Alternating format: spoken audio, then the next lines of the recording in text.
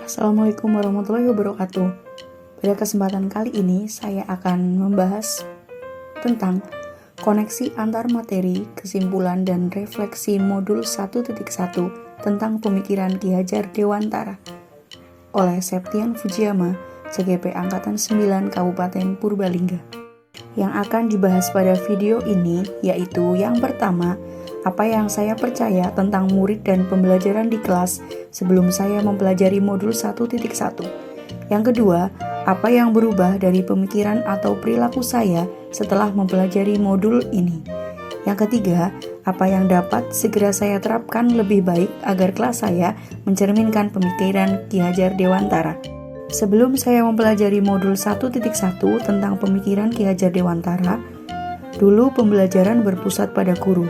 Murid hanya mematuhi semua instruksi dari guru tanpa guru menanyakan terlebih dahulu keadaan atau kondisi murid di awal pembelajaran dan pembelajaran seperti apa yang diinginkan oleh murid. Murid bahkan terlihat hanya menuruti semua instruksi guru dan murid cenderung takut untuk menyampaikan pendapatnya. Sebelumnya, saya juga tidak pernah berpikir bahwa murid memiliki karakter dan kemampuan yang berbeda-beda, sehingga semua murid dalam pembelajaran saya perlakukan sama. Dan yang terjadi adalah banyak murid yang terlihat kurang bersemangat dan kurang antusias dalam mengikuti pembelajaran, walaupun sepertinya mereka terlihat diam seperti sangat memahami materi, tetapi sebenarnya tidak. Hal ini terjadi karena saya hanya memikirkan diri sendiri tanpa melihat kondisi murid-murid saya yang ternyata beragam karakternya. Kemudian, setelah memahami konsep pemikiran Ki Hajar Dewantara tentang pendidikan, saya mulai menyadari bahwa banyak sekali kekeliruan yang saya lakukan dalam proses pembelajaran. Konsep pengajaran dan perilaku saya berubah, mulai menjadikan murid sebagai tujuan pendidikan kita, dan pembelajaran harus selalu berpihak kepada murid karena murid adalah subjek pembelajaran, bukan objek. Kemudian, perubahan yang saya rasakan setelah mempelajari pemikiran Ki Hajar Dewantara, yang pertama, menuntun bukan memaksa, menuntun tumbuh dan hidupnya kodrat yang ada dalam tubuh anak. Yang kedua, pendidikan berpihak kepada anak dan memberikan kebebasan kepada murid untuk mengembangkan potensi dan bakat anak agar terbentuk merdeka belajar. Yang ketiga, pendidikan harus berdampak pada perubahan perilaku yang baik atau budi pekerti yang baik yang dimiliki oleh anak. Pembelajaran menuntun bukan memaksa.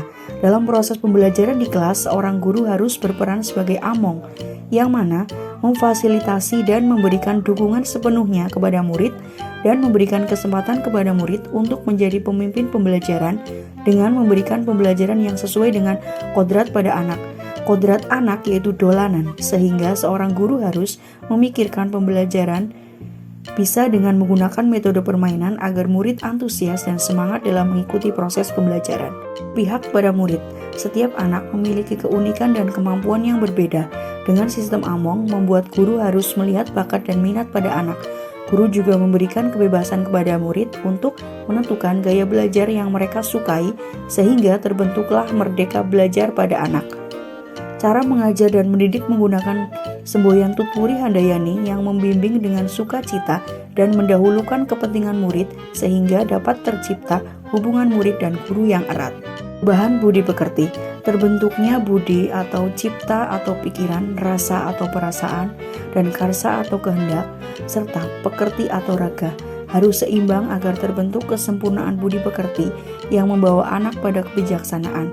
Kita sebagai pendidik harus memberikan teladan yang baik dengan harapan murid dapat meneladani demi membentuk karakter yang baik. Dan nantinya dengan karakter yang baik itu akan terlahir insan-insan yang penuh kebijaksanaan. Hal ini sesuai dengan profil pelajar Pancasila. Kemudian hal yang bisa diterapkan di kelas agar mencerminkan pemikiran Ki Hajar Dewantara adalah saya melakukan asesmen diagnostik non-kognitif untuk mengetahui kondisi emosional murid, gaya belajar murid, dan metode pembelajaran seperti apa yang diinginkan, serta penugasan yang akan dilakukan. Kedua, saya menggunakan metode pembelajaran dengan memadukan permainan dan juga pembelajaran atau game-based learning, misalnya dengan quizzes atau Kahoot atau word wall dan lain-lain. Karena kodrat anak adalah menyukai dolanan atau permainan. Ketiga, menyadari bahwa setiap anak memiliki keunikan masing-masing, sehingga anak-anak Guru berperan untuk menggali potensi murid dan mengarahkannya untuk mengikuti ekstrakurikuler yang bisa mengembangkan bakat dan minatnya. Sekian tadi refleksi dan kesimpulan saya setelah mempelajari filosofi pemikiran Ki Hajar Dewantara. Salam bahagia, guru penggerak merdeka belajar.